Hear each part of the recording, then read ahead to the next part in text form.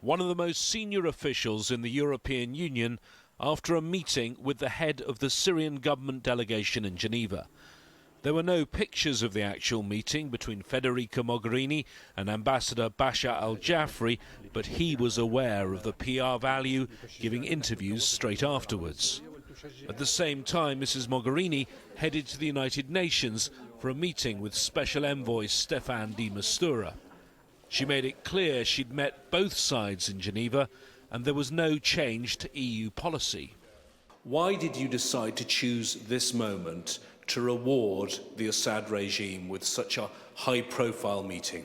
Our support to the opposition has not only been in place for the last 5 years, but is going to be there also for the future. And this is something we discussed.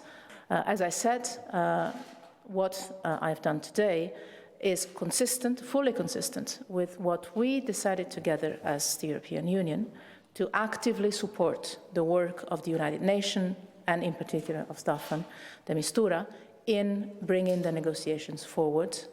Despite High Representative Mogherini's firm position that this is not a change in EU policy, I can tell you I've spoken to diplomats from a number of different countries who say they are surprised that she held this meeting.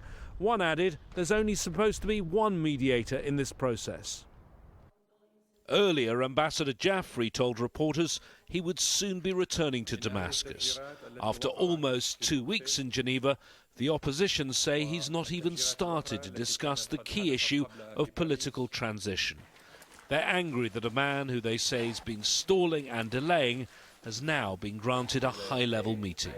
James Bays, Al Jazeera, at the United Nations in Geneva.